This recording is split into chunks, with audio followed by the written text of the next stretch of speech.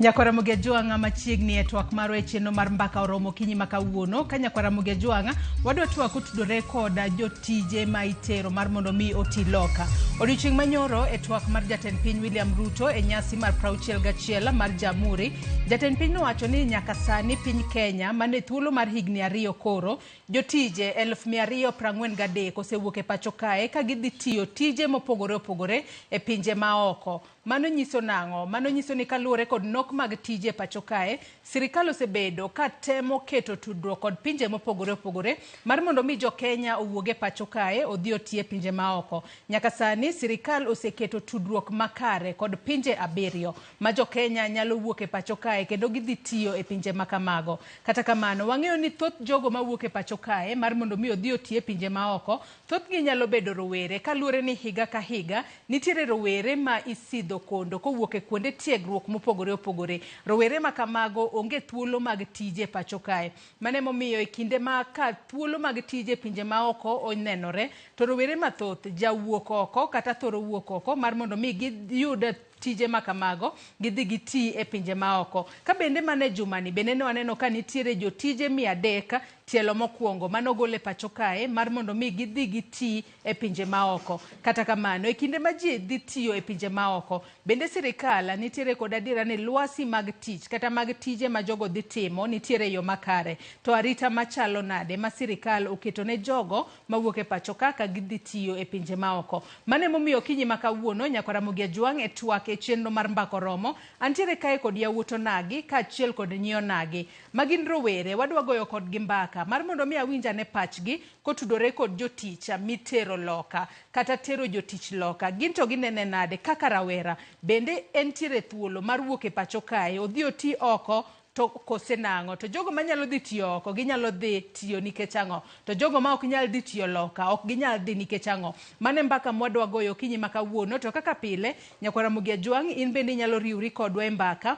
kioronwa ote paro penjo moramora kokale namba mar ote machuok 23 Facebook ibiro yudowa achiel kachiel Ramogi TV X @Ramogi TV. Kan bende nyalo tudri koda e Facebook page mara ibiro yuda Joyce Oduor, mbui mara mar X ibiro yuda @JoyceOduor_. Kwachako twak marwa yanga Nyakwara Mugia Jwang yiena mar mondo mi amiro were mantiere godo thuolo mar mondo mi gifulre to ginyiswa ni bore Nairobi kae en ang'o magitima. Chak kod Sizzle oyawre ichio nade kendo machiegni twak. Oyawre ahinya Joyce. Kuom nyinga iluonga ni Sizzle Akoth Ouma, mana kaka iwacho.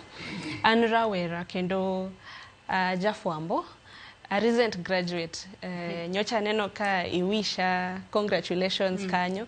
Koro sani an a certified job seeker. Wangero kamano. Koro anyar Kong'onda Waondo, Homa Bay County. Kendo amor zaidi kawa woye weche mamulo rowerni nikech ambe and rawera. Yes. Iwacho ni na certified job seeker. Matiende ni ka thuolo mar tich owuok ni dhi tiyo pinje maoko. Ibo bedo kinyiswa ka bende nyalo ringo mondo imany thuolo mag tije makamago kose oyo machiegni twak. Francis oyawri ichio nade kendo machiegni twak. Erokamano Joyce. Ani luonga ni Francis Odera. Awuode Migori County. Awuok Nyatike constituency. Gi Nairobi ka ana some mbalariany ma University of Nairobi. Sani to kora sitieko kendo kora kao profession da mar janon siasa.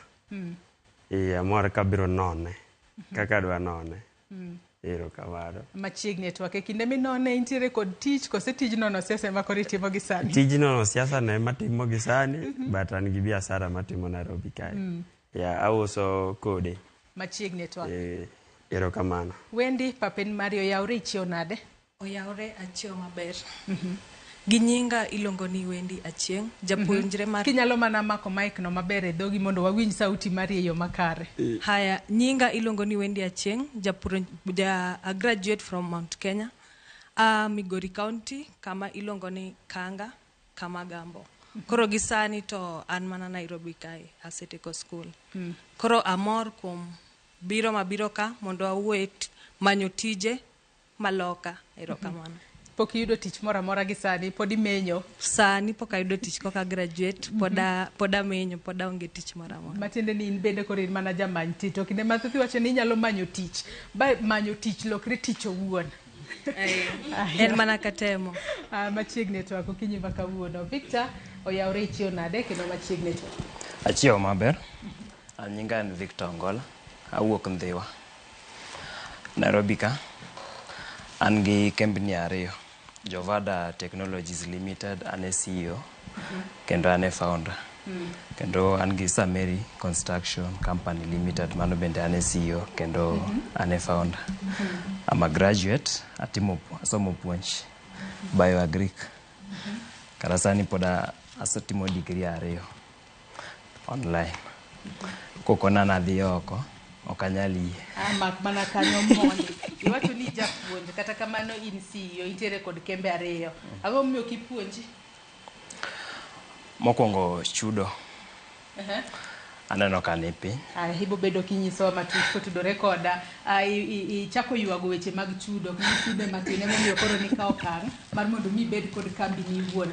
Thuolo kowuok ni dhi e pinje maoko, iwacho ni pinje maoko ema seche moko chudo bet buok. Kose gin mana weche ma ji wacho. Be inyalo dhi kose oyo. Ibo bedo ka inyisowa. Linet, machiegni ichio nade? Chio maber. Iluonga ni Linet Undi. Ya Migori County, anya Suna Migori Nyawasweta. An jafwambo, nyocha ka graduate mbalariany Matuk. To gisani, pod wane harakati mar manyo tich, dho pok wayude but wantiere gi lony mowinjore kendo osepuodhwa to tijni ema pod onge. Ai machiegni to ako kinyi makawuono. Hanenton, oyawre ichio nade kendo machiegni to. Oyawre ne johera mag TV Ramogi, amoso gi nyinga iluonga ni Hannington Oguk, mong'ere papkachan General Oguk. Na graduate mar Computer Security and Forensics from Meru University. A graduate higa mokalo kendo ane President Emeritus ma Meru University. An gi lony, tanya wacho ni aonge tich, an gi lony e weche mag cyber and information security. Koro mage tije maseche moko atime at personal level, but tich ni kora yudo tich wan to podonge. Ma tich matimo sani en tij manyo tich. Tij manyo tich olokore tich. To kinde ma tij manyo tich olokore tich. Kiyudo thuolo mar dhi tiyo e pinje maoko, wach mwaluose okinyi makawuono an intan kachako kodi. Bende inyalo kawo thuolo makamano ma imbede iore kwayo mari, imanyo oboke magi mar mondo mi idhi tiyo e pinje maoko. Erokamano, ang'eyo maber ni an gi lony e weche mag computer and forensic information security. Lakini komiya nafas mondo adhi oko, to anya kuonga wacho ni no. Nikech mokwongo ana patriot. Ana patriot mar Kenya kabisa. Kendo agombo ni mondo mi ager pinya mar Kenya, ager Kisumu kuma wuoke. To kalure gi weche mang'eny wadhi discuss mbele ka kimiya thuolo, tadhi wacho gimomiyo aneno ni ok ber na mondo awuog e Kenya ka dhi manyo tich moso e Middle East kuma tijego sani manyo na jo Kenya. Awacho ma nikech an gi practical experience kata example. Kuparo 2022 mano higni ariyo mokalo, ne nitiere ja Kenya mano wachne nochopo e mbui kabisa e Kenya ka, ja Kenya manigoyo Saudi Arabia manyako ma kano neno pichnigo kaka dende ne chal, mano ne student na kendo yudo ka ndalogo na president mar university. No atemo all we could manyako noduoge Kenya ka, but story ne king'iyo is a practical. Jok manie ministry ok ong'e gik matimore, but ntiere gik miluongo ni collateral rules ma Kenya ma gin very weak sana. Koro kaponi collateral rules gi nyabedo mo ang'e ni sama ja Kenya wuok kaka ja Kenya dhi Saudi Arabia, sama ja Kenya wuok kaka dhi Middle East, be rules oseketi madhi rito ja Kenya. Sani kaponi tiyo e TV kaka tiyo e Kenya kae, boss ni kaponi omistriti, nitiere kaka inyakawo ne atua ma lawyers bi makonyi. To sama jo Kenya wuok kae kodhi oko, be nitiere rules mowacho ni kaponi boss ni otimo ni kama, tinya timo kama. Jo Kenya osandre oko kabisa nikech onge rules mang'eyo. Ka sirikal osegoli ka moteri oko to bas. Kata kamano nyaka sani koro sirikal mar piny Kenya kokale migawo mochung' ne wechego mag jotije gisebedo ka giwacho ni giketo kenge piny makare mar mondo mi gine ni gikonyo jo Kenya mowuok e pacho kae madhi e pinje maoko. Odiochieng' manyoro bende jatend piny owacho ni pinje abiriyo giseloso go bilateral agreement ma bedo ka chiwo thuolo kata lwasi makare mar jo Kenya matiyo e pinje maoko. Nyalo bedo ni gin mano poro mi ing'iso jo piny kose gin gigo manitiere e andika mar adiera ibo bedo kiduokonwa mane yo makare kabiro korka kori wendi nyaka sani bende wacho ni ina certified job seeker bende pod imanyo tich nyaka gi sani kiyudo thuolo mar mondo mi idhi itie pinje ma oko bedi nyalo erokamano ka dinga yudo thuolo mar dhi e pinje ma oko anyalo dhi kaka natimo education to I believe ni e pinje ma oko go kadhi abedo japuonje pinje ma oko go maybe salary nyalo differ from salary ma county ma antiere mano Kenya koro maybe kadhi counties ma oko go salary dhi medore plus adhi do skills manyalo employ myself kaduoge county na koro kadhi e pinje ma oko go adhi interact gi students ma oko go to salary adhi do kan kosamedore kaduogo piny ma antiere ni anyalo bedo gi school mara koro nikech anyalo invest ta abedo gi school mara koro e county na ma Kenya kora nanyalo dhi e pinje ma oko go mondo amany tich weche ma ji osebedo ka wacho ni kuro isande ji mago mi luoro moro amora kosintere kod yie ni sirikal oseketo winjruok makare anan gi yie ni sirikal oseketo winjruok makare ni kadhi kono to ok apar kanyalo sandora mago mana weche ma ji wacho to be luore gi tich miyudo kono nitie ng'ama yudo tich mar tiyo ot an kaka kora dhi do tich mar puonjo adhi pogora gi ng'ama yudo tich mar tiyo ne ng'ate ot ma maybe idhi bedo gi restrictions ok inyal wuok oko ibedo restricted kata ok inyal interact gi parents gi back at home to an kama dhi en adhi interact maybe gi students koro an ok anya bedo gi luor mar dhi pinje ma aya mak paro no ge kanyo bende wantiere kod japuonj wadu kae Victor wacho ni kato bedo ni en japuonj onego bed no puonjo biology to wacho ni sani ok idwa turo chok kaluore kod pesa mathisa ma ichulo ji e pacho kae to wendero nitiere kod geno ni koyudo tich e pinje ma oko mar mondo mi odhi opuonji to nyalo dhi kaluore ni seche moko kiwango mar chudo nyalo bedo malo moloyo mano michule pacho kae in mari chalo nade Victor adana wach kamae kwang'iyo chudo awach ni kawuono awuok adhi kata France to odhi andika tich chula kata 80,000 to ka adhi chula 40,000 expenses te maga ing'ena obed chiemo adhi nyiewo kocha fuel kidho gari kitimo gimoro amora itimo kocha pesa manyalo save en pesa matin seriously manyiso ni uchumi magero en uchumi makocha omiyo kana neno ka ker wacho ni wakawo jowa watero oko wagero mana uchumi mar joka marwa ok wager debed ni wan karwa ka watiyo ichulo waka to wanyieo gige wagi ka to wagero uchumi ma Kenya to wakonyo joma moko on the issue mowacho ni enena rumors ni maybe kono ji ok bed mistreated gigi nie social media ka waseneno wanyachiwo example gi Saudi Arabia sirikandwa ni ok en committed especially king'iyo the ministry ma is concerned seche moko ng'ato nyalo kelo ywak ne odwa kata no duok Kenya to ng'ama nyalo facilitate duoke Kenya no unge ng'ato wuoka kaka japuonj kodhi manyo tij puonj kigi kocha cha tikoni tij security mantie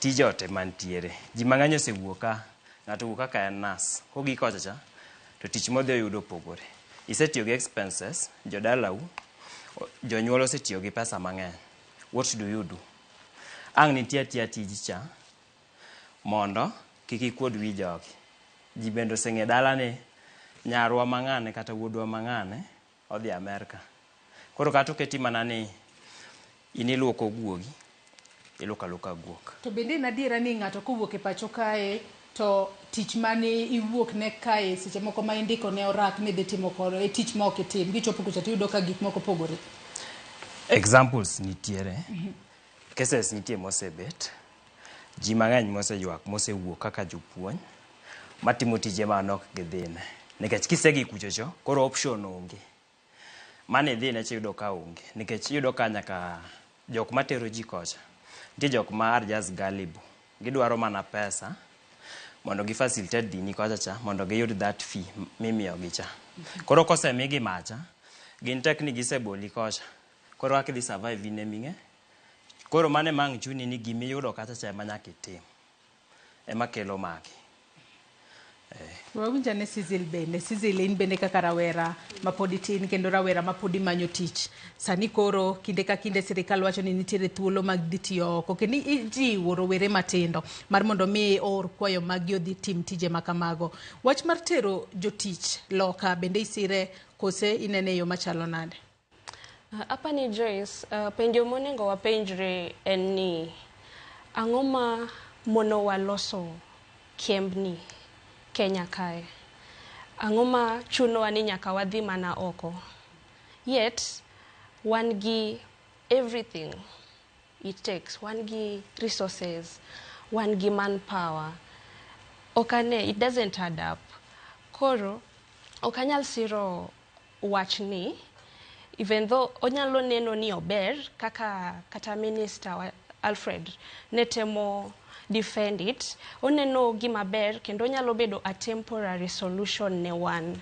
Nikech koro, okay, negitemo wacho ni it can help kapodwa warango kaka wanyalo look for the permanent solution, but that is not long term. Gimonengo watim sirikandwa ni okdwa timo. Onengo wager kembni, onengo wager pinywa, onengo wa build on industrialization in our country. Nikech kata tije maji dhi timo okogo. Most of them gin mana tije matindo tindo. Orioko ni dhi luoki, idhi luok jodongo. Idhi luok jodongo, idhi riemb trucks. To koro iyudoga ka wadhi okokono okni en dwarowa. Wadhi oko nikech we are desperate. Onge gima wanyalo timo kae. Emomiyo wadhi okni en dwarowa. Koro ka sirkal nyalo take a patik mondo gi bring a permanent solution ne wachni. Ma ok gidwa bende look into. Onengo wager kembni. Ang'oma mono wakatagero mana kembni kaka meke kuoyo lewni. Ineno gima Botswana otimo. Botswana ok girwak imported clothes. Ok girwak mtumba completely. Girwako mana lewni maginema giloso. To mano is aiding in creating job opportunities. Nero wer ni kata jite ing'eyo nikech kiloso kambi mar kuocho ibro employ jolos masin, ibro employ. Obo yaw thuolo mar ndiko jomoko bende tich mang'eny. Exactly. Adwa ni mag mana parono gi kanyo matin. Kalore ni antiere kod Victor kae, mabende wacho no osechako kambi mare kaachiel kod Arlington, mabende en jalony weche go mag kompyuta. Gibo bedo ka ginyiso ni yore makamago, ere kaka ng'ato nyalo chako kambi ne owuon, ere kaka ng'ato nyalo tiyo kata kod mbui, manyo tije mopogore opogore. Kata kamano, adwa ni wakaw yoyo mokwongo e twak mara kwa duogo, Undi kaachiel kod Francis bende biro nyiso wa pachgi ka bende ginyalo dhi tiyo pinje maoko kata oyo. Kata kamano wakaw yoyo madundo mondi e ka waduogo kik idhi mabor.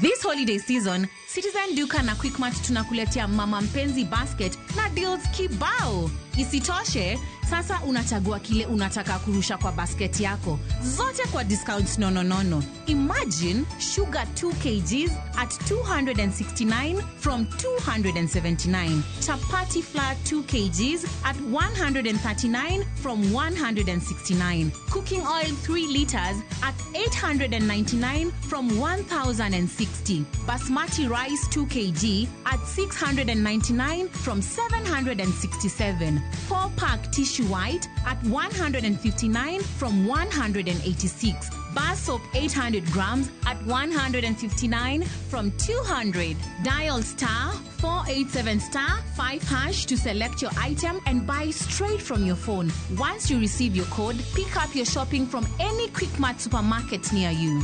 Simple, fast, and super convenient. Other baskets on the offer include Mama Soko, Sherehe, and Daily. Citizen Duka, making your celebrations more sweeter. Familia yote come through Krisu kwani? Chaos. Hichi imeisha tena. Si unaona, watu wanakula sana na hawashibi. Mimi ni Njeri, jirani wa Auntie Beatrice. Lazima kuna wageni huku umepangia. Nguo chafu zinaongezeka tu.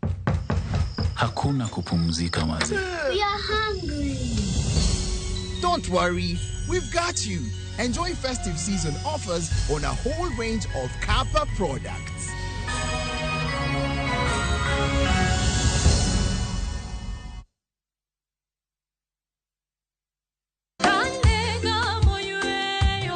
Fweny ngima maber e wach Nyasaye kanyakla gi wende majiwo chuny ahinya.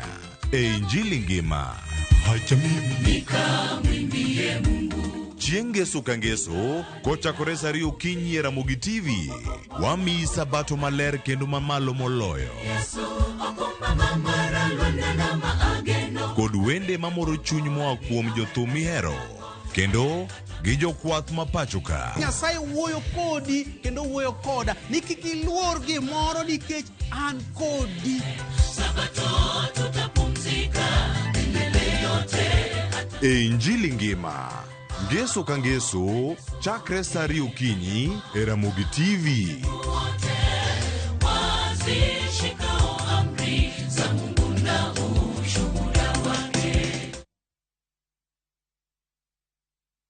Iwange duto, keloni, akeloni, kunitimna, keloni, kepuonja keloni,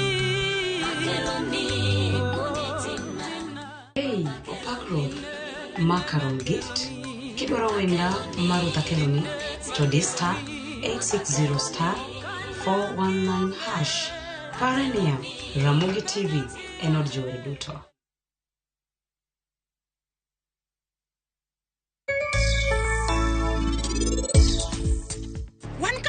Timbeni. Wan wang'ama bende nyithindo mane iye kae chandra ahinya. Idwaro kony mane? Bende in gi ranyisi moro amora?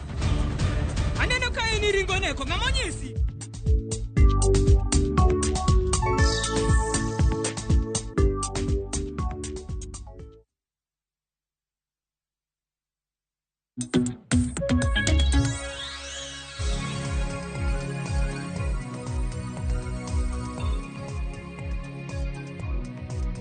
Machiegni kendo nyako Ramogi Ajong' wadhi mbele kod twak marwa e chenro mar mbaka romo okinyi makawuono kama watu wako tudore kod joticha kata tero jotich loka kotudore kod chenro ma sirikal osebedo katimo mar golo jotije kata jolony sectors mopogore opogore mar mondo mi odhi otie pinje maoko kaluwore kod nok mag tije manitiere pacho kapo ni kitudori kodwa gi sani antiere kae kod yawuot onagi adek achiel kod nyonagi adek kwadhi mbele kod goyo mbaka pani nyalo chwalonwa ote mari kachiel kod goyonwa simu namba mar simu ondike wang' jowi kanyo in bende nyalo goyonwa simu mar mondo mi imiwa pachi kotudore kod joticha mitero loka. Linet Undi antiere kuomi sani kaluwore kod nok mag tije manitiere pacho kae to sirikal oyawo thuolo kendo seloso kata osewuoyo kod pinje mamoko mar mondo mi jokenya owuoge pacho ka odhi oti pinje maoko. Kiyudo thuolo makamano in kaka rawera matin ma bende osegraduate e pacho kae e piny maonge kod tije bende nyalo kawo chance makamano kata thuolo makamano idhi tie pinje maoko?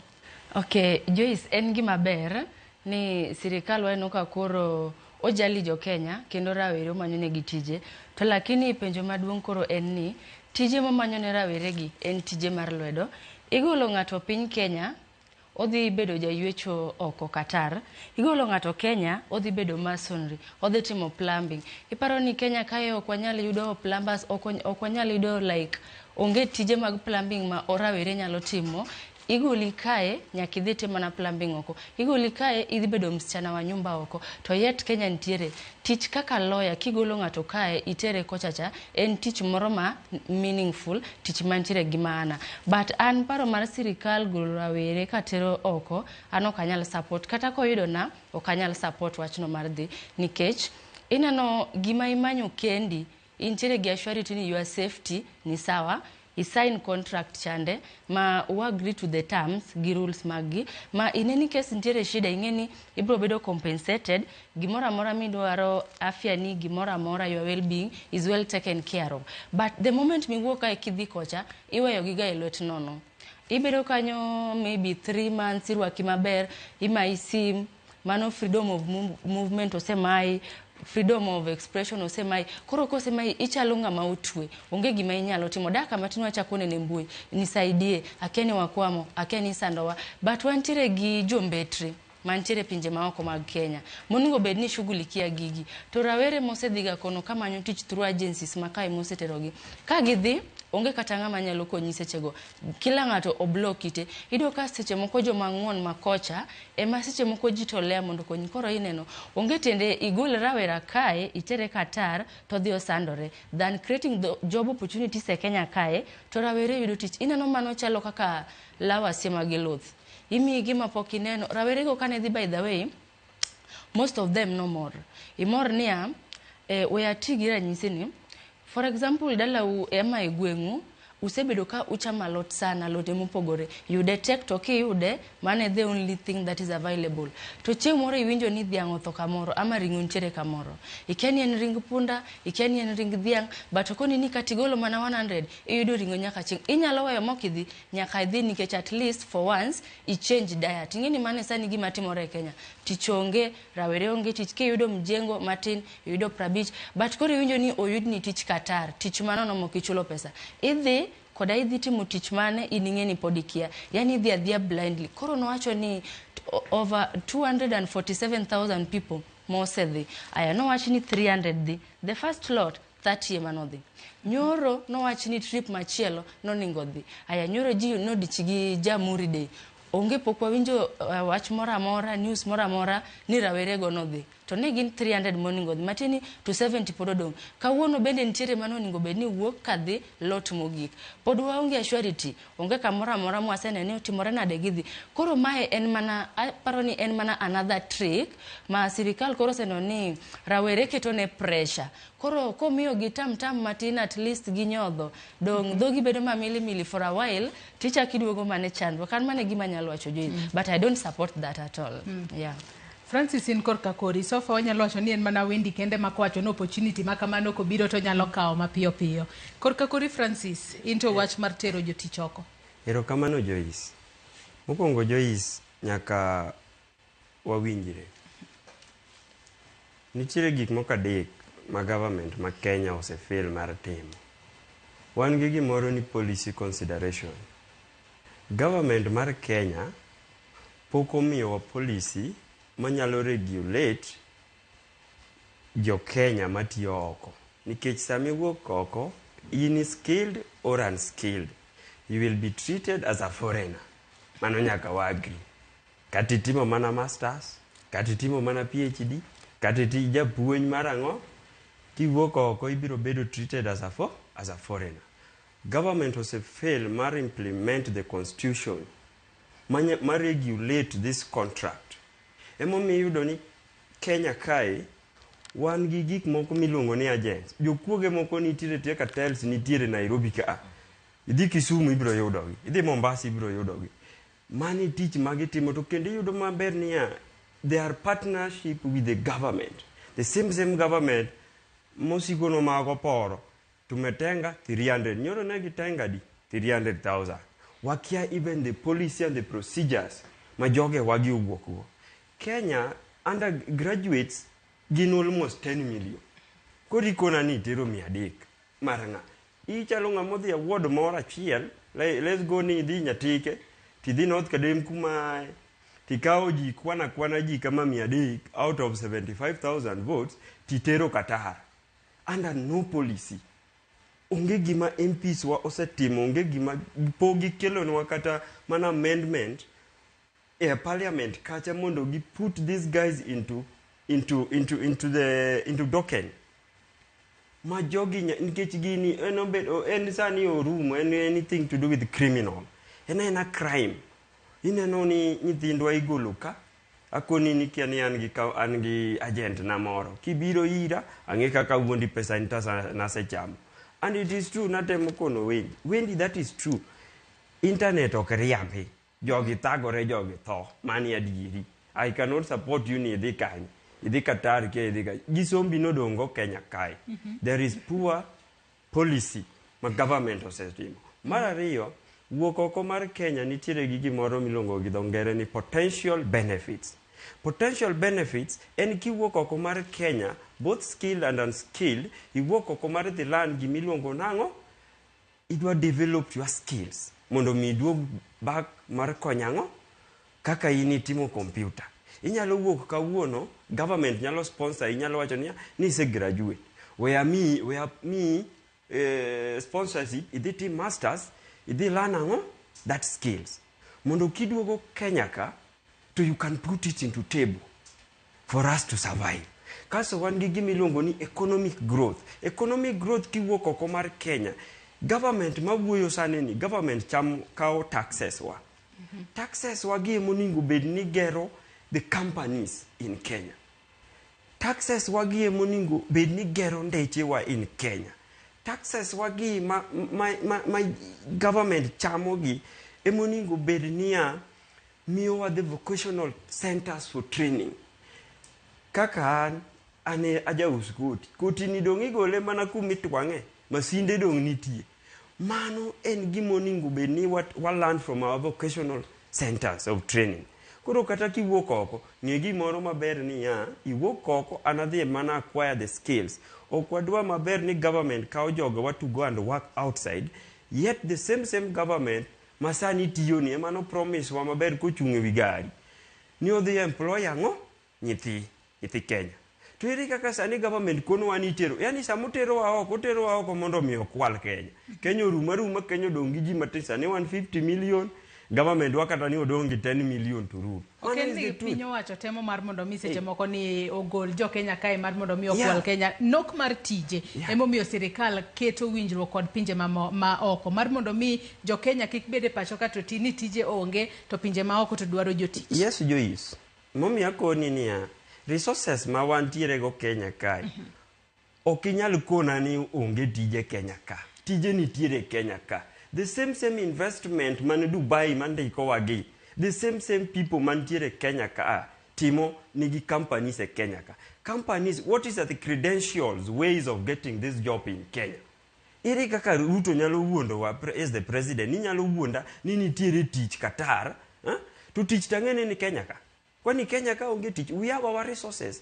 Let us utilize our resources, mondo wa develop our economy, mondo wa bed intact ni okwadhi oko kumora mora mwadhi unge Kenya kae man gi tije wago nikech no promise. Onge kaka kano manyo kura no promise wani tije nitiere Kenya. To ka koro sayudo to kono wani tije unge Kenya.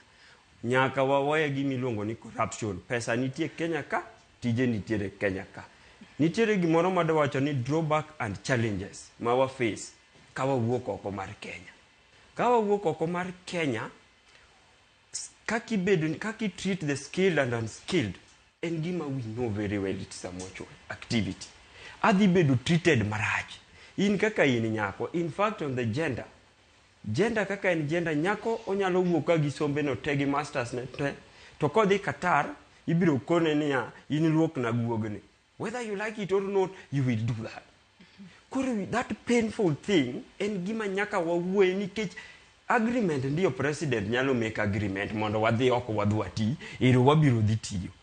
En unge kaka joka treat wakata nikech even the foreigner, the Ministry of Foreign Affairs, poko kao gini into practical. Gena eno poro, ma ena sa kangato mako mana turufuong to poro. Riamba kutit. Tok ginyi kata kaka wadak, oko kanyo, kaka wabedo treated. The policy I was talking about, we are lack of policy consideration. Mama osebedo ni hinyo wagi MPs wa mwatere parliament. Gini be magi kwalo pesa wa kagi loso go companies ma fake. To the same the other day governor machane governor mane kanye mano bedo gi scandal over nyithindo manitero oko Wasingisu. Mano is a governor, is a leader mawa yiero. Gi pesa, okao pesa, owuondo godo nyithindo. Ni ndia, emo mi akoni is just a scapegoat. Joge dwa mana ni undi uru wenu Kenya wakwal. But time no serumo. Wanonge kuma wadhiye, ko ginyal keto policy into law, we are not living Kenya. We want to work in Kenya. Resources ma wantiere go oromo gero wa. An gik miluongo ni kia ni dhi oko go wakia. Okayiera godo. Otera joge ne mong'eyo. But accountability bo nyaka watim. No wachi TV maber ni notero ji 100 nyaka wang'e ni e telo mokwongo nyaka wang'e ni magi ng'ageni to gidhi kanye to be gin gi the constitution mwadwaro under which contract which are these companies we must know. Wendi adwa na mi thuolo mar mondo mi lose kapok amiyo Hannington kaachiel kod Victor thuolo. Wendi ne kende manyalo wacho ni ne mwata kod okinyi ma kawuono ma in yie kod wach mar dhi e pinje maoko. Pinje maoko wang'eyo ni kinde ka kinde sirikal osegoyo deba diera. Kata winjo kaka jowete giloso to giwacho ni gidwaro noket piny chike motegno mabiro bedo ka rito ratiro mag jogo mawuok e pacho ka gidhi tiyo e pinje maoko. Chike ma kamago korka kori ang'e ni in kaka jago mabedo se tiegore nyaka e mbalariany kacha ang'e ni sebedo kitimo nonro mari meri pa ni sirikal osetimo adiera chike motegno ma in kaka Wendi ma seche moko kata sani kuom hawi maber kiyudo thuolo mar dhi puonje pinje maoko to ina kaachiel kod familia mari nyalo bedo gadiera ni Wendi kodhi oko to dhi tiyo kacha obo bedo koyudo pesa maber to obo bedo ko oronwa pesa to wan bendo konyowa jomodong Kenya kae. Erokamano.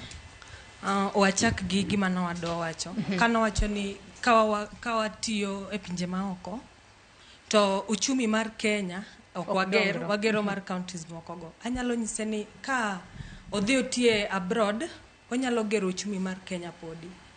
The pes modhi do kuno dhi increase to ka en gi family ne oweyo Kenya koni nyaka odhi opar ni en gi familia ne Kenya koni. Meaning you will have to provide to the family ma oweyo Kenya koni to ko provide to the family nyalo chako business matindo e county ne to pes modhi chako go business ge they are from the county mo host no abroad. Koro mano nyalo konye mondo onyalo uchumi mar Kenya podi nyalo medore be ok ni mar county mantiere no kende. Uchumi mar Kenya podi dhi medo nikech dhi do pesa ichago do business e county mantiere it make investments nyalo gero ot kom pesa mido kono to pesa go ng'eny en pesa mano Kenya yudo ka in Kenya konia. Alafu Kenya we are experiencing unemployment and underemployment. Unemployment en kama tich onge Kenya. An as a graduate lakini akia ni tich adi midhindika. Akia tich adi ma TSC dhindika pok ang'eyo. Underemployment jomo bedo employed gin employed lakini salary gi thiso. Koro ki inyayudo nafas midhi kuma salary inyayude mang'eny. Inyalo dhi adhiya to be wasawinjo mbaka ni ng'ato oyudo kata tich mar daktari pinje maoko kendo tiyo tich mar daktari no oyudo pesa ng'ato oyudo tich mar dhi puonjo pinje maoko oyudo pesa konyo go familia. Koro weche ma ji wacho ni nitiere sandruok e pinje maoko go an pod anyalo pingo gi podi ka wacho ni luwore mana gi gimoteri kono gi gimidhi timo. Anyalo mana wuoyo nikech obedo buta.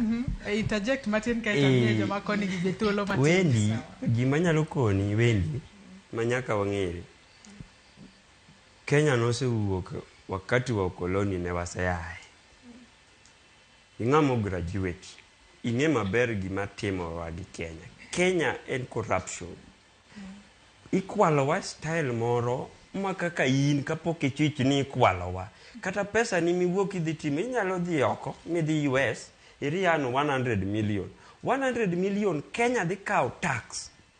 Odhi chame iri kokele ka. Nikech sama inoko onge gima inyalo timo gi pesa nino. That is a foreign land. Ionge piny cha. Kenya dhi kawo pesa nino, tax nino, to gikwalo magicham giriembo godo geche madongo.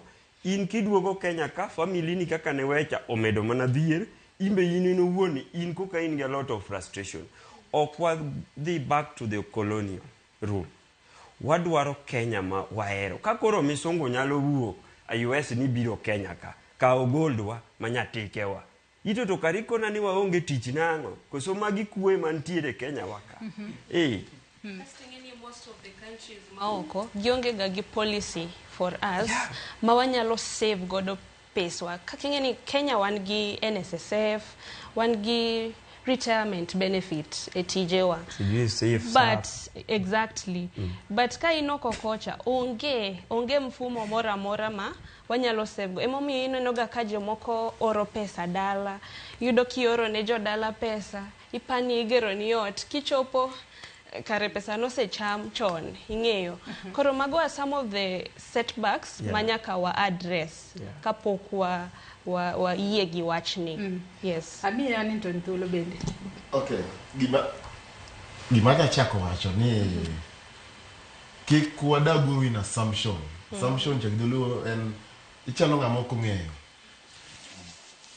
Current situations masani ng'eni chon ka nini primary ni somo matek mondo ateri boarding school mondo idhi university mondo imbe imewe kaka joka ng'ane omeyo. Anya paro chwada e class ado kinyisa ni achwado wi mondo michiemori bi wich blue band mkate. Koro Kenya ka kise somo primary mitieko e secondary mi dhi university. The moment michopo university moso gichopo second year. I expect gania ka in ng'ata mosechopo mbalariany Kenya ka. Onge gima ng'ato nyanyisi miwinji giming'eyo ne ya ni gini to ang'e kaka ng'eye. The moment michopo e year 2 e second year Kenya ka ibiro ng'e ni kara Kenya ni university ji winje matek makata kodhani jok moko dhi university. Ibiro yino matek nikech kaka osane kata university funding model. Ibing'isi ni ami pesa kendi mi loan. Lakini king'iyo ni after 4 years nikech itero e school mondo mi wabed jomariek. To samo tere e school masebedo ng'amariek tinyiso didwa miya loan. Wano kaka time on wasomo ido ni mi help gimoro 16 times 2 biro gimoro 32. Sani do mi loan no to at the end of 4 years loan ni no ng'eny to number 1 kokidwa kawi iteri Qatar mon miduogi chul help loan mar help chama is almost $500,000. Koro the moment motieko university to aneno ka kor kidwa golwa ka kendo ng'ado ng'isi ni itieko university lakini koro tich moro mondo nyisi ka ni secondary primary jo onge ka tijino ne Qatar. Mang'eya. Koro mong'isi ni kendo ka chopo e Qatar gima timre aparo ni maybe media ok mega nafas mondo mi o air kata tang ne jopiny gik matimre Saudi Arabia. The truth. Yudo ka sani Gen Z sani ana kata anya access gima timre Australia sani anya access gima timre Uganda sani mabed gi knowledge no kata kapoko biro e news madhi timre sa chielo odhiambo. Gima timre Kenya ka tije ni e Kenya ka an kata dala wang'ini ka wuok dala wa mondo mi achop e main road nitie daraja moro mapok olosi masasa ma koth chwe to nyithindo ok nya cross daraja ka dhi school manyiso nango tich nitie mondo obed loso daraja but no mi ng'ato tenda mar loso daraja to ng'ato kelo calvert angatimre Kenya tije ni e Kenya to management gi governance mar tijegi emok tim from county level to national level. Mae makedo kelo to international level mawache weche mag IMF gi World Bank ma fund Kenya. Sama World Bank gi IMF se fund Kenya mose mi Kenya loan. Be gibiro mondo mi gitim oversight maging'ini no miyo around 6 trillion kata 6 billion. Pesa no wacho no dhi timo magi nikech ng'ato kaka an by the time mana run university student pesa mar student na run 5 million per year. To pesa ni time mana ndiko proposal management from the VC's office DVC's office Dean of student ne biro mang'eni itimo pesa ni nade iketo ne cultural night iketo freshers night ma pesa ni tio mochopo 5 million cha IMF accountability IMF gi World Bank be gibire Kenya maging'ani kan ne gimiyo Kenya million ne otima ngo mag yor jogi ground kapo gichok gi release pesa moro koso gin ka gisechiwo then gidwaro mondo megi benefit. Koro tong bendi bedo ka mosainya kuom ng'adi ng'isa ni wadhi e thuolo e yweyo moro mar ariyo. Ibo bedo kinyiso ni tije nitiere Kenya ka to in kaka jalony weche mag mbui. Wanyalo jorowere nyalo loso tije nade kokale mbui kacha. Iwacho ni e simbi kanyo kami beti nyalo ng'eyo gik matimore pinje maoko. Ma jomoko seche moko nyalo kata kawo time mapok ong'eyo. Ere kaka mano nyalo timore to ere kaka wanyalo tiyo kod thuolo makamano mar mbui e loso tije. Kata kamano Nyakwara Muge Jwang' yiena mar mondo mi akaw yweyo mar ariyo kaduogo to wadhi mbele kiki dhi mabor.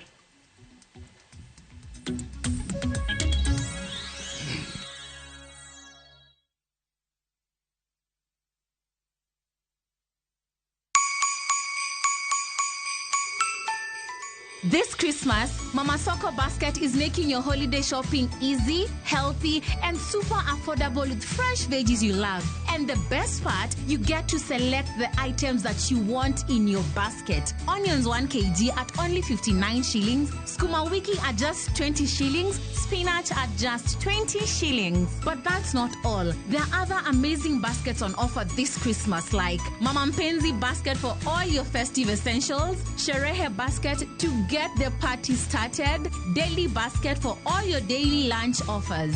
Dial 487 star 5 hash and select your items and buy straight from your phone. You'll get a code sent to your phone, then pick up your fresh goodies from any Quickmart supermarket near you. Super easy, fast, and so convenient.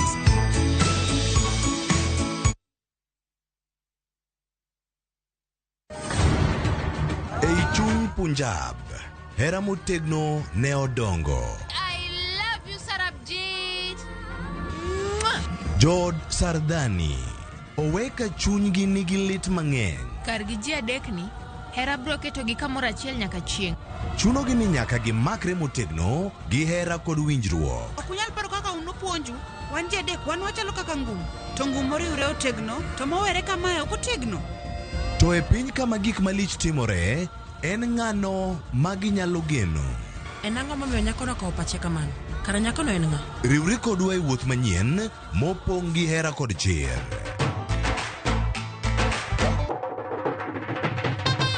Choti Sardani, wuok tich nyaka ngeso saa 2:15 otieno.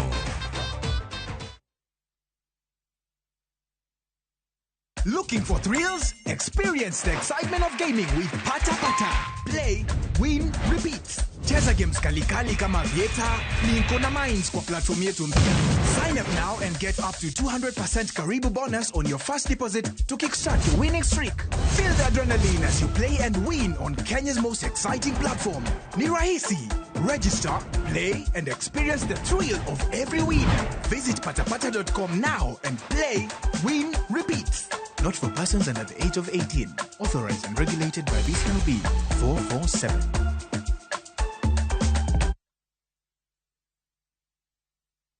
Thank you for calling me. I appreciate that you're calling. I'll pick your call shortly. In case I don't pick your call, I'll reach out as soon as I can. Dial star 811 star 496 hash to get thank you for calling me as your skiza tune.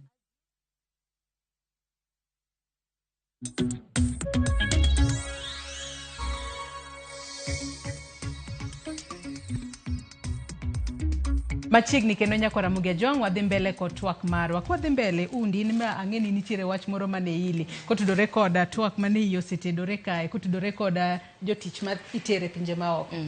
Ineno kaka wendi no wacho ni kintiere pinje maoko yudo tich ikonyo jodala wigero kata Kenya kae still inyalo yudo tich ma ikon jodala. By the way wantiere gi jomo meyo Kenya kae moingo kata joma ntiere pinje maoko, but kaka na wacho mokwongo cha o depend ng'ato kaka nan jafwambo awach ni for example ayudo tich gi media house more Kenya kae okanyal wuok kae ni adhi e pinje maoko ni chula salary matin ama adhi tich machielo unless ni ayudo mantiere gi pesa mang'eny moingo michula e Kenya kae e kanyalo wuok ni adhi. To chien kae sirikal no siko mana ni wadhi e piny makamae oole million adi, wadhi e piny makamae billion oole. Sani okiwinj kata ko wacho ni ool pesa sani kori winjo ni itero ji matini wachulo gowi.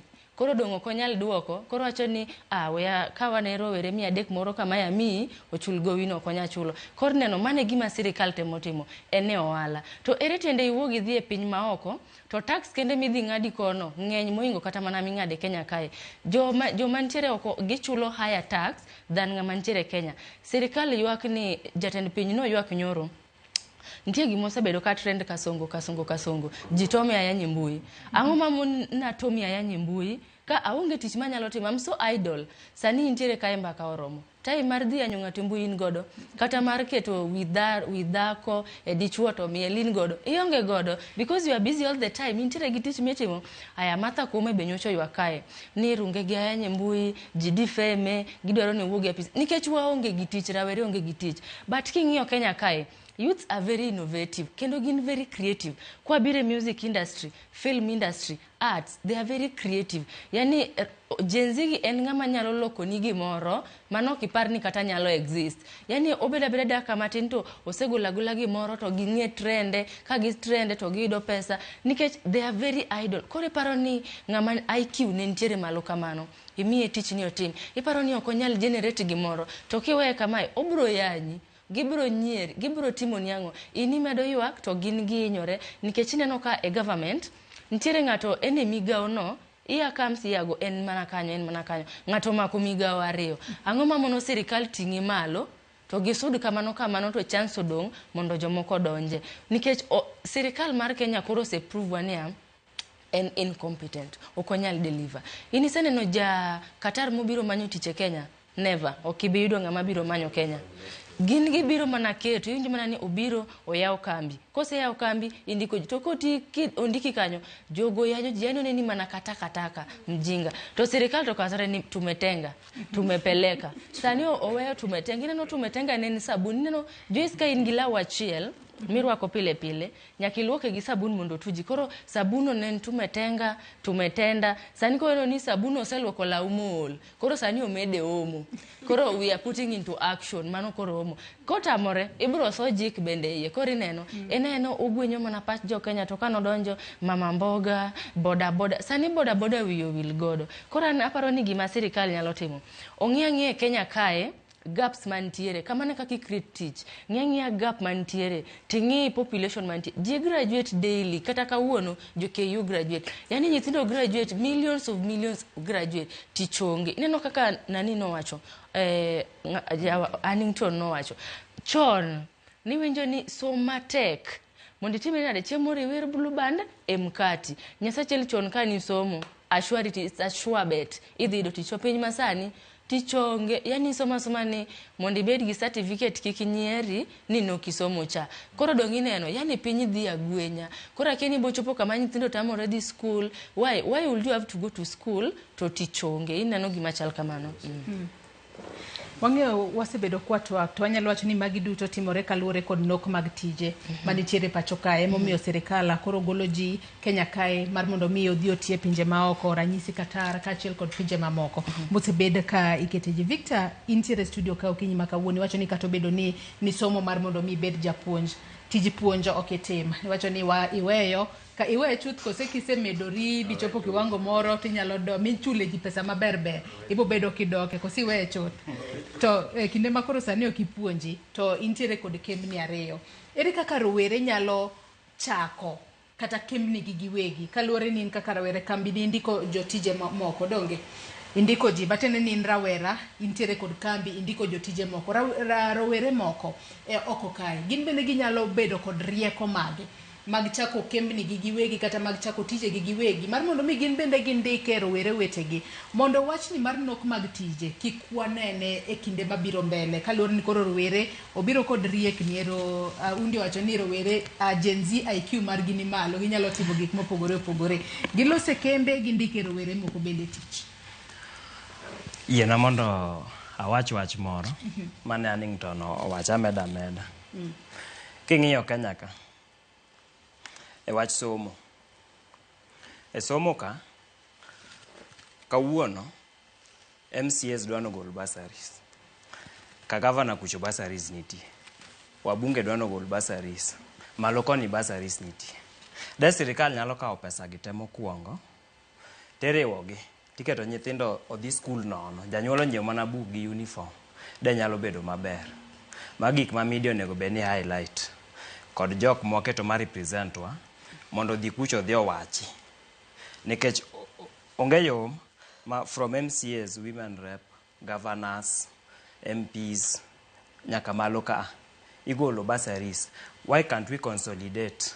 these funds mondo waket education obed free ochako wuoye wach health kawuono kichiko itie radio kata iwatch TV ibo winjo Taifa Care SHIF SHA NHIF CG what gigi tata kipenjo jago kura machio sa paga chiel sa par sa ochiko mondo go kura gikia gigi sirikal tena chia to gik mikelo mang'eny gikelo na jago kura chako dhi hospital ene man gi shida in kawuono samoro kidhi inyalo yudo shida kata wacha anwa dhi e private to ng'at machandore mago kura cha maonge balweta ni nono cha ene man gi shida angamono wa highlight gik mondo jago consolidate these things mondo wabed gimoro achiel mawinjore wadoge companies kata industrialization koponi wadwa ni jowo bed Kenya ka nyaka wa focus on industrialization kawuono kembni adi mo fail mok ti Nyanza Magi gik monego wachak godo. To jotelo ting'e ni wayiero pile pile. Sani dhi gik 2027. Jotendwa mwayierogi ka giduogo to gidhi wacho niya, ne wakonyo ng'ane. Ne wakonyo ng'ane. Mane language ma giduogo Sakura. To kawuono, kembni mang'eny mok ti, mado konyo jowa e yor chulo fee, ma bende fee no ter malo, kinano kotim otim wan gi band 1, 2, 3, 4 nyaka 5 e campus. Samore ing'ama janyuolne go mana boda boda, ka koro janyuolna no obeto mana niya mondo miye ka upuonja. Mano nonega bede band 1 ka seche mana somo. Seche to ne bands pok obiro. To ka debed ni sani ma somo okawo tere band 4 kata band 5. Ere kako konya. It is en gima osetimore. Makada sani tie jonyuol man gi nyithindo dala. Kaluwore ni ogole band 1 otere kata band 3 kata 4. Okete kuma ok onyal. Idwa kona ni nyalo ng'iyo ng'ato otas nying ng'ato. Ma Francis Odera oa Migori. Kora adwa kete band 1 kata adwa kete kama. Procedure mane manotigo. Ere kako ng'eno dhier. Nitiere kod means testing instrument mitiyo god. It had failed. Government failed. Even the media knows ni en gima nyicho se fail. Jonyuol nigi nyithindo dala, nitie jonyuol nigi nyithindo dala kata sani. Koro structurally sirikandwa ni osefail. Koro yore mage ma rowere nyalo loso go tije giwegi. Ema miya kelie wach ka nyal konyo jokenya yo maber. Ema miya kelie wach companies kata industrialization. Kedhi Kaluo kocha nitie kembni mofel. Mok ti nyaka sani ma wang'eyo. Kembni gi ere kaka wanyalo chierogi. Wan gi jotelo ma wayiero. Bende gi consider joma gonegi kura. Kanye monego wachak godo. Kibire sirikal mamalo. Wan gi taxation. For example, kawuono Joiski yao kambi. Wawuonde ni indiko kata dhano 10. Kambi ichulo gimiluongo ni corporate tax. In kaka wuon kambi ichuli pesa salary. Of course in masama idhi bedo CEO kata director. Part mi iplay ine midika. Ichuli ing'adi tax, ichulo usuru kacha. Jok ma in godo ka gite, mindiko gite. Ichulo negi pay as you earn. Jogi chulo negi housing levy nyaka ng'ama nigi ot. Jogi ichulo negi NSSF, jogi chulo negi gimoro amora. Nche okel wacha housing levy. Mabende encourage joma chalo kawendi mondo mi oringo odhi oko. Nikech iyudo ka pesani kichamo 30,000, sirikal kawo almost 40%.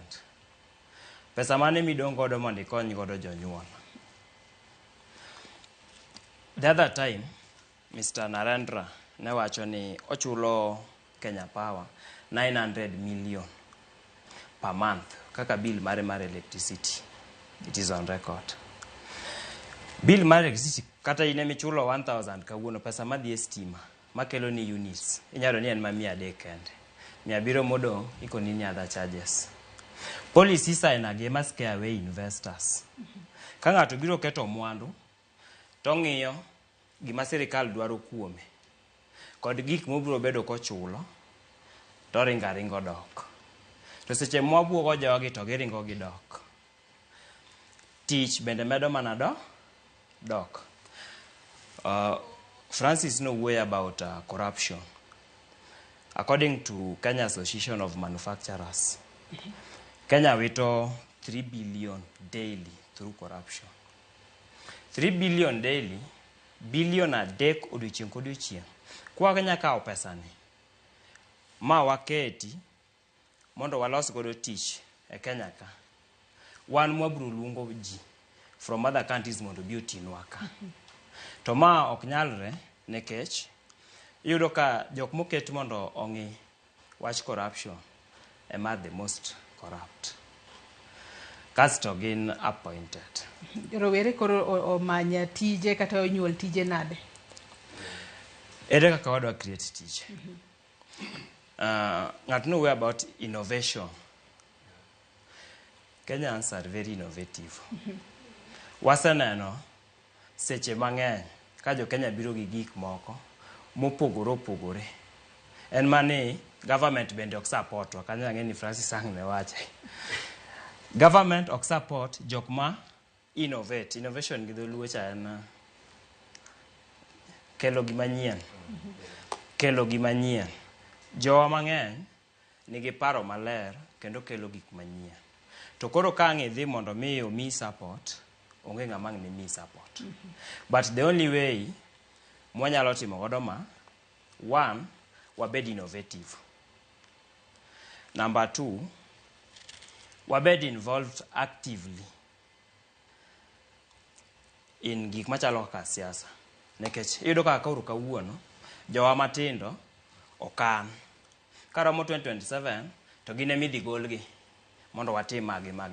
Sani joma nie tich, awinjo ka ng'ato wacho ni nyaka ne nyuol waneno mana faces, the same faces emwaneno. Okay, yo marach, but an konyuola nyaka kawuono. For example, e Kotuka. Jaduong' Atuoli, onyuola ayudo ka en kacha. Nyaka kawuono en mana kacha. Babwa wato onyuola yude mana kacha. How will the youths get jobs? Seche ma president make appointments. Seche ma ker yiero ji. Pok aneno kamokawe kijende matindo tindo morwaki. Aneno mana jomado. Kata ka nitimo reshuffling kacha cha. Ineno ka Honorable Kindiki odhi kocha. Oduog mana Honorable Mudavadi. Samikelo Mudavadi ngeno join politics ka 29 years. Okay, yo marach. But kwang'iyo ik jok mabed appointed. Nitiere gap between the young people gi joma dongo. To gap ni bende makelo anga minano ni. Awe amiye ng'ama chielo bende thuolo kapok wadhi e yueyo machielo. Cecil bende in bende gin sectors mage ma seche moko rowere nyalo bede kod riekni kata nyalo bede innovative mar mondo mi ginyuola ne tije giwegi, mar mondo mi jogo ma oluoro dhi e pinje maoko, nikech ok en kila ng'ato ma oluor dhi e pinje maoko. Jomoko luor, jomoko bende wacho ni opportunity ne kobiro tanyalo dhi mapiyo piyo kaloni ni mane chance ma seche moko anyalo bede kod nyota mar mondo mi ngimana olokore. Kata kamano gin riekni kata sectors mage ma rowere nyalo bede innovative matin kata nyalo bede kod rieko mar mondo mi ginyuol tije gi giwegi.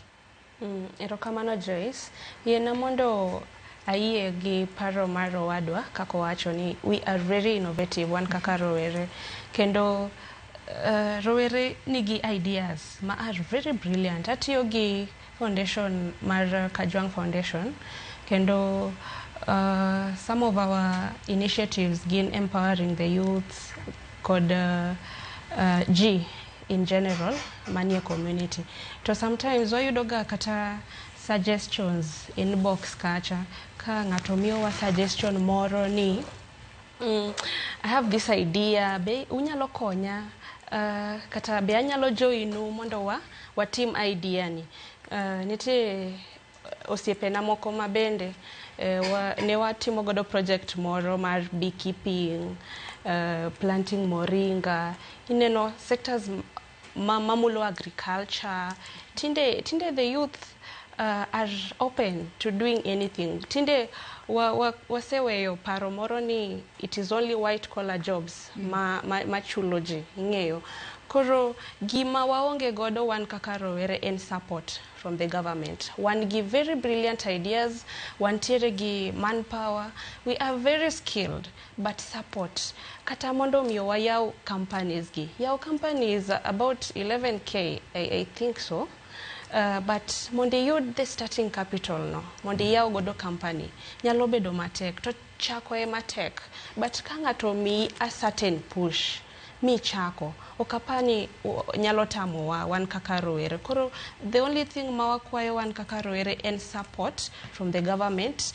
Nitiere kata NGOs mang'eny matiyo ga gi youths, but iyudo ga ka gitiyo kodwa marach nikech iyudo ka jodonge mane managerial positions, director positions, koro iyudo ka watimo mana volunteering, iyudo ka wa intern, to pesa biro e NGOs go mang'eny, pesa biro e foundations go mang'eny.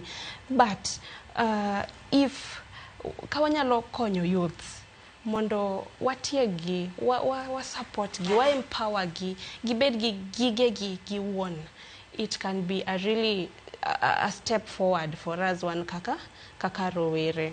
Yes. Adwano ka yoyo machielo e twak mar okinyi makawuono ko waduogo jo neno magwa be neno ka chwalo ote mopogore opogore yoro aduto te mag tudruok ote makamago abobedo ka somo gi e kinde mwaduogo e tielo mogik e twak e chenro mar mbako romo kik dhi mabor.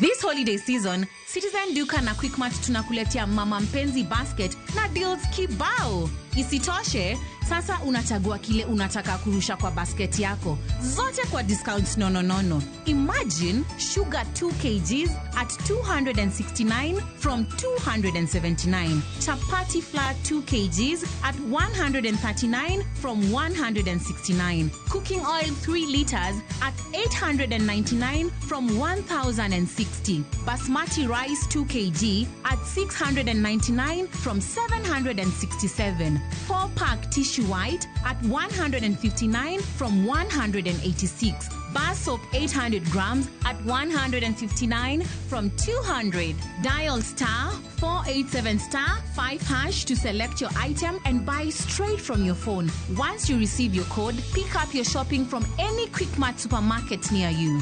Simple, fast, and super convenient. Other baskets on their offer include Mama Soko, Sherehe, and Daily. Citizen Duka, making your celebrations more sweeter.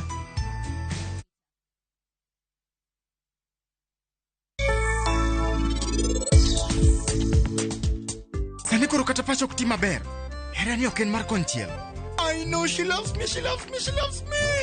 Mano nyiso ni omkar. Natemo matek mondo wachna gima gin gikalie. Mak mana ni ok nonyal chomre gi wachno. Rajviri ng'eni nyithindo go sandre. Juogno hinyowaga ahinya. To bende en okomiwaga chiemo. To kawuono en oterowa e picnic. Wan wang'e maber ni nyithindo mane iye kae chandre ahinya. Idwaro kony mane? Bende in gi ranyisi moro amora?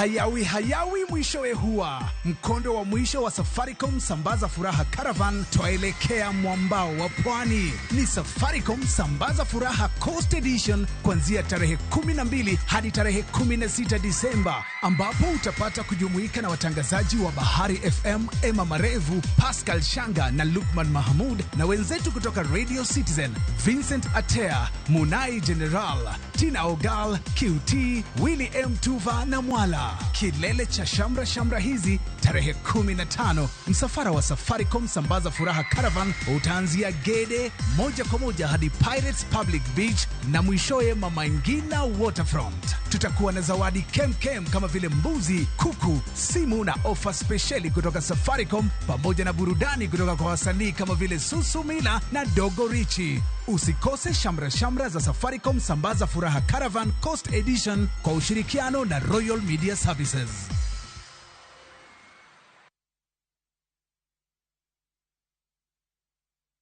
Malaysia Truly Asia na View Travel. Explore the vibrant city that is Kuala Lumpur, thrill at Sunway Lagoon, and enjoy breathtaking views on the Genting Highlands cable car. The perfect blend of city life, theme park thrills, and natural beauty in 7 days from $1,440 USD per person sharing. Angukia deals moto na View Travel. Book now na lipa pole pole. Visit viewtravel.com or call and WhatsApp 0703-254-254. View Travel. Dream, explore, discover.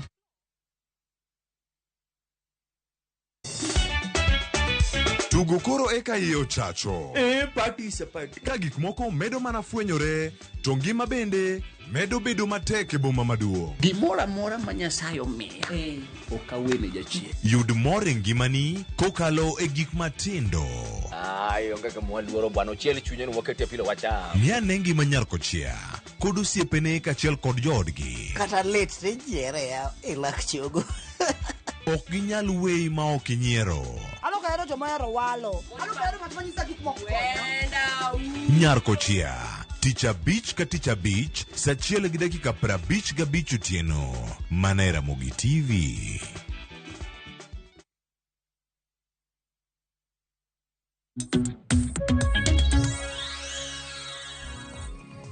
Machiegni kendo nyakwa Ramogi Ajwang' wadhi mbele kod mbaka marwa. Kata kamano adwa nasoma ne moko kuom ote ma uchwalo no okinyi makawuono kokalo yore waduto te mag tudruok. Ote makamago abo bedo kasomo gi achiel kachiel.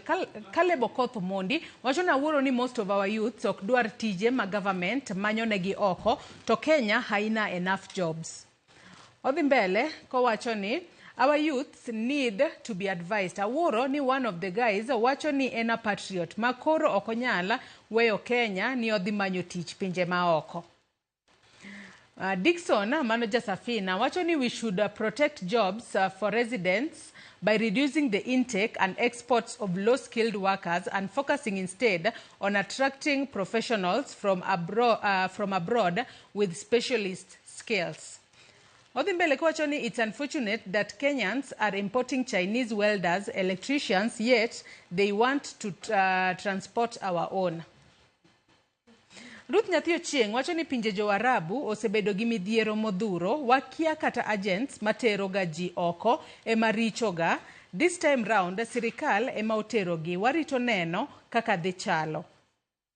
Gipacha ananeno ni chuo ema dine odhi oko mondo giduoga ginyiswa kaka chal, lakini joma nyiri to ok asiro dhi gi oko kono. Anto tich mora mora magola kenjwa ka ni to pok ne agombo wang'iyo gi midhiero mathurka. Afadhali uteseke nchini yenyu kuliko kuteseka nchi za nje. Mogik, chal ma sirikal benefit e wach tero rowere tiyo oko, samoro mane legacy maruto dwa weyo. Aluo twak ka anu moja enako. Kennedy Ward bende wacho ni e wach foreign jobs, is this government honest to unemployed Kenyans over the said jobs? Be iparo ni pinje maoko go to wegi osendik e tich te. Odhi mbele kowacho aya ondike tich te morumo makoro gidwaro outsource human resource. Benitie joma osedhi oko moduogo pimonu ber magiyudo kono. Mano kendo duol jafwambo erokamano ahinya. Dickson bende wacho ni migrating workers is not bad, but transporting low-skilled workers outside promotes the GDP of those countries. Ker kadwaro ni wachop kaka Singapore, then labor force in Kenya should be protected. Ja China timang'o Kenya. Kopolo mano jagoro makupet Kilifi bende wacho ni currently wan gi jopuonja machiegni 300,000 ma onge tich. The highest number ma osendiki en jopuonj 46,000 to mago nondiki bang' kane wasedhi e ng'anyo. Odhimbele kwacho ni I support the idea of getting jobs even outside the country as long as the government has assured us of the security of our citizens. Odhimbele kwacho ni en gima ber ka sirikal okawo okang' mar chung' e lo jok madhi e tije ma e pinje maoko. So it is easy to hold the government accountable for the challenges our people face while they are outside the country. Aya, mago moko kuom ote majoneno magwa chwalo no kinyi makawuono kokalo e yore waduto te mag tudruok okinyi makawuono. Med chwalo ote makamago abo bedo kasomogi e kinde mwadhi mbele kotwak. Nitiere wach midwa medo Francis? Joyce, adwaro dwoko jalo mowuoyo miluongo ni Caleb. Kenya kama wachope has nothing to do with patriotism. Kenya kama wachope migao marach. Adwa mana advice wa joyudhe. Youths masani wariwre uru, watim gimiluongo ni engagement. Ka wan gi skills in music industry, let us have an engagement, let us register those engagement, let us come up with our companies. Wabed uru gi company wa. Kata en mana mar tueng'o, wariwre uru ji 10, ibed gi company ni no. Wariwre uru jo music bibed gang'o gi company. Tije ok ni ok wadwa oko. Corruption man Kenya emoseyo kata president owuon ok nyal rito Kenya kaka en. Kore momiyo youth kochopo 2027 dho kisungu wacho ni old dogs don't learn new tricks. Kauru jodongo gi nyithindgi ma gisekwalo gogo, watergi uru pacho, gibed pacho. Wadonjiro political seats mondo water uru Kenya mbele. Nikech wang'e maber ni wan gi resources wa itiyo godo marach. Pesa wa itiyo godo marach e Kenya. Tumetenga na tumetengwa, watiekrego uru bang 2027 odhi. Omiyada kono Caleb inionge Kenya ma wawueni.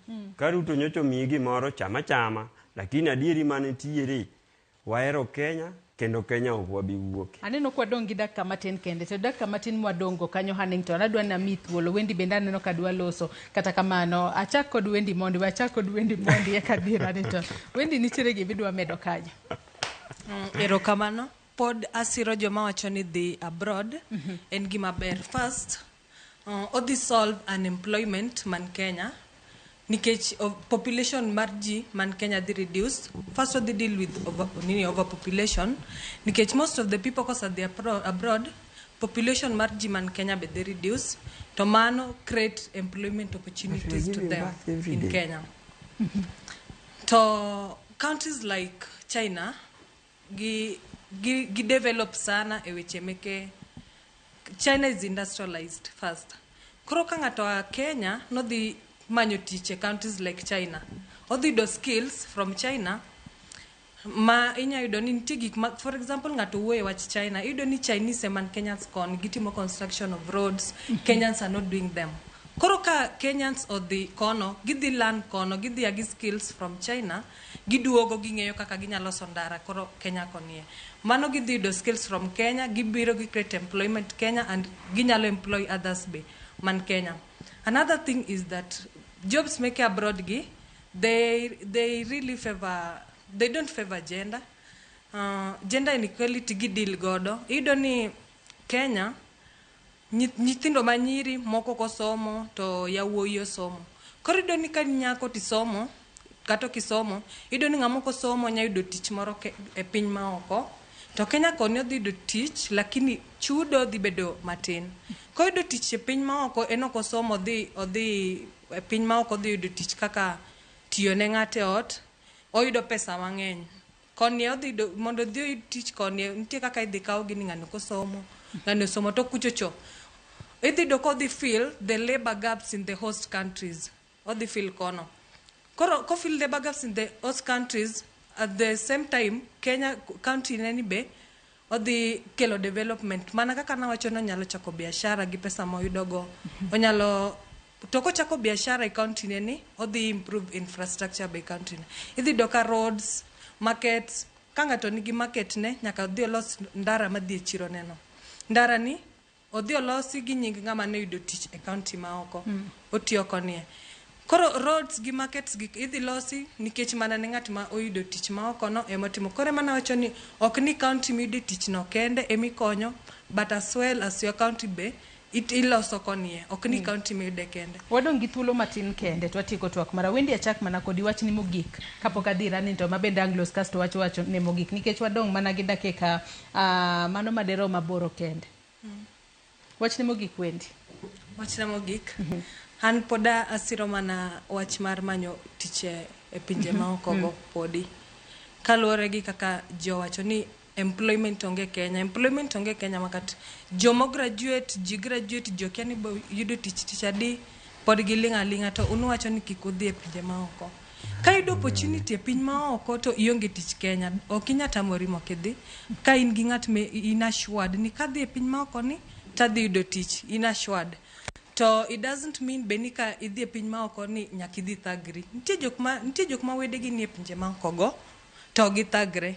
nitie be mathagore. Ka in gi connection maber, in gi ng'at manya teri e piny ma okono, inya dhi iyud tich kono e yo maber. Koro ok onego discourage ji te kech Kenya onge tich.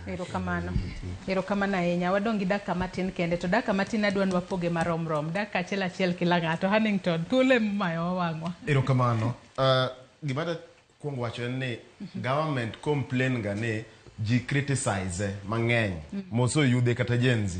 Wa criticize government nikech sama government kelo policy to ko involve wa. To wayo no seket gimoro. Wije ni Kenya kae makaka kata jok mobet gi jogi nyalo advise some of these ministers kata CS kata PS kaka an gima dawacho mogik en kaka do advise government mondo tim. Mokwongo government onego kel local support in terms of loans and grants. Moningat kaka osiepna manigi company nene oyud loan moro from government monyalo dhigo tije. An man gi company na mara mapod tin mar offer information security and computer things. Atimo nyaka photography which magarus. Onobene ka government ka kwa government loan kata grant government nyalo miya nikech kanya nyalo ndiko jomo ketoka. Government dongo kelo hustler fund mara were kao to chulo to nyenyo interest rate bende ni pay. Nikech hustler fund dong interest rate mara en 8% per annum. What hustler fund again ka wacha kosa ni to koro time no dhima yo wangwa. Mara dek en weche mag government policy ka weche mag advising. Mara ng'wen onego bed ni government open field mar innovation and creativity. Anya nyisine field na mar IT no biro gi innovation kaka ineno TV ni cha kata radio ni cha koserumo ini witega ei radio no nitie gima iluongo ni motherboard no wanyalo extract gold kata other minerals ma ok adhi Migori mondo adhi achimb gold kata adhi Siaya to magi gik moko mana komiwa environment no wanyalo golo gigi minerals go mwachak losgi magilos gimoro kendo. Another thing and reviving local industries. Angeni ma TV mar Ramogi mostly joma winje wuok ka Nyanza kochacha. One some of the industries ma no wetiyo. Ngani twango lewni lakini Kisumu neni gi Kikomi no tho. Aya one gi fish mantiel Victoria. Sani kidhiel Victoria idhi doka wainde emoketo fish cages e lake. Mana ngoma timbre. Then mogik en weche mag masters magabendo nego chiu. Akendo government onego chiu environment mag NGOs. Government okonego gore gi NGOs. NGOs gino kubino miyo gi platform nikech yudhe dhi yudo tich NGOs to sama miya teacher anyalo dhi ng'iewo kata gari moro kata land moro tak dhi chulo tax mamalo. Apande mano ema tieko go ange miya nafas mondo maya mos tieka sani okati nikech okanga yud nafas nitie mano sipe na miluongo ni ng'awa kata Joseph Mbaka ma former president ma Polytechnic ma Kisumu, Bwana Eric Joni ka wuok mano mwalimu ka wuok Kisumu. Amosi kanyo then gi Jono Dongo Dimore mane youth leader ma Kisumu kochacha. To kod jo Kisumu te ma General Oguk winjo ka ko advise government. Erokamano kuom neno. Erokamano ahinya. Undi wachni mogik kwatieko bana mapiyo thuolo mar morubo. An wachna mogik manyalo kono koro sirikal ni sirikal should zip tightly his critical thinking. Neno kako think chande, zip no en ga loose. Emomiyo othot, ingini seche ma zip mar ring and loose, mar bag, gimora mora nyalo wuok kalwar. Kekata ni mano no luar sadi. To seche ma zip that, ni zip no tightly. Obo bedo piny to paro nyadiriyo. Moloyo koro wuotha ingeni ochalo ng'ama guoko nang'o tiende. Mara en ka to dhano chandore. Mana paro ne gima government oningo tim. Oningo listen keenly ne dwaro mag Gen Z gi gima ji wacho. Kata fuo manade kata okasumo manade. But nitie paro manyalo medi. Seche ma medi paro no nitie gima dhi konyo. Koro ko ling mo winjo gima ji dwaro ok wabineno ng'anyo masakasa ng'anyo. Ni language mar Kenya kai mar communication en ng'anyo. Ki ng'any otim. Ki ng'any nitatenga nitafanya ichaki ng'anye kotim kora paro ni mane gimo ningo tim kama na Linet Undi. Victor wachni mogik nyiriri en 30 seconds thuolo mare morumo.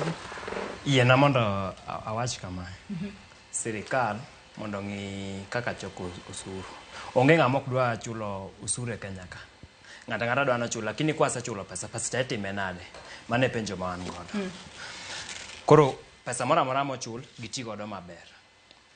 Namba 2 ne mano an gi tournament Ndhiwa ilungo nongola Super Cup wagoyo Ndhiwa arwako jo Ndhiwa te odhi mbele kawuono rumo tek 29 wa ilara 1100 jite odonja moso mama wa Mary Auma Ongola baba wa Samson Ongola Ochieng. Erokamano. Erokamano ahinya. Sizel, wachni mogik watieko. Okay, wachna mogik en ni sirikal onego ng'i okay, dhi oko ok rach, but miwa arita mar jotich oko kuma gidhieno. Mondo kik wane cases kaka mar Stivo mane waneno, nuneno news mar Stivo mane was convicted nikech they got into a fight gi jatich moro kasto omake. Koro ing'eni ok miga jotijewa the chance mar defend themselves ka gin oko kuro in case of anything. Koro arita marwa ka wan oko kono onego bed tight. Also onego, okay, that is temporary solution to this problem, but koro the permanent solution to this problem en ni waket kembe e pinywa kae. Industrialization, that is the permanent solution ma government onengo ensure ni oketo for us as the youth. Let us empower our youth. Wamigi grants kaka Joete na osewacho, wa support their initiatives and their innovative ideas. Yes, atieko kamano ka moso Joete na te Jo Kajwang Foundation amoso mama wa ang'ini watch sani. Erokamano Francis. In koranga mida ka nyerere apar kende thuolo marumo rumo. Erokamano Joyce Odiwuor. Mokwongo adwa kono government ni usefail. Kochopo 2027 wabro kawo kombego. Mogik amoso jonyatike te manena gino poko rumo. 2027 wane debe. Erokamano inya Wendy, Francis, Sizela, Victor, Linet undi kachiel kod in Huntington kuom kawo thuolo mar wuokinyi ma kawuono ubi wago mbaka. Adwa natie kod ote mar Alfred Omolo wacho ni tich maloka osekonyo familia mang'eny oko kae. Anakwayo yudhe mondo okaw opportunities ma available mondo gikonyre. About ni yudhe bedo mistreated e pinje maoko to en adiera, but I lower rate. The same mistreatment are across the globe. Kata Kenya ka wan gi wadose ma mistreat jotijegi. Koro mistreatment en chuny ng'ato as an individual. Korka Kora have gone through isolation here in Kenya, whereby someone tells you that you are too dark up to an extent that they won't associate with you. It is not a is that not a discrimination? So let us not isolate ourselves from abroad opportunities. Waseneno jomani loka ma osekonyo mieregi from scratch to a meaningful homes. Wala mana osana mondo mi wawadose gi lwasi maber mar tich mano kende. Kaka student ma Homa Bay wacho kanyo ni wan gi invite mano 29 December Tom Mboya University warwako ute. Erokamano ahinya Nyakwaro Mgejwang' ka kuom ote magi kachiela kod paro mopogore opogore ma usumonwa e kinde manwa dhi mbele kod twak marwa okinyi ma kawuono. Bed kod odiochieng' maber. Oriti masani. Nyinga Joyce Odur.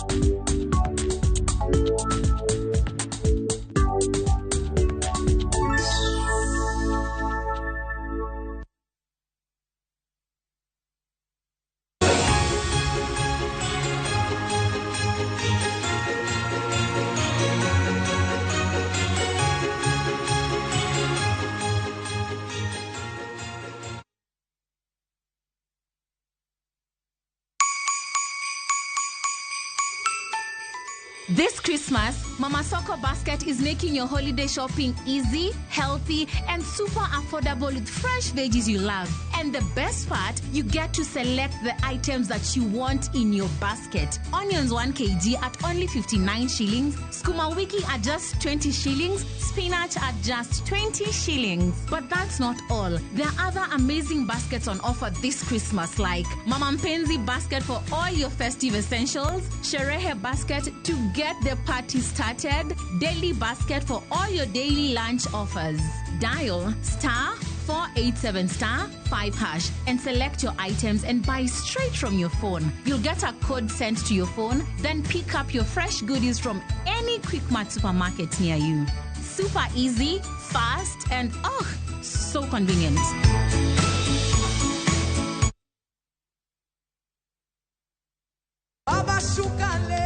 Nyasaye ber kendo romo adenda. Wagweli mondi bed kodwa Jumapil ka Jumapil. Duog chunyi kendo erit chunyi. Paro mora minyalo bedo godo machando pachi ma ok ni kare. Keti embele Yesu. Roda Nyarko Kitmo, Ben Otiende, kod the Chwalist Won Ken the DJ. Tayo ni chenro makelo ni wach maloko ngima. Injili kalo. Kochakore sa 12 okinyi. Manera Mugi TV.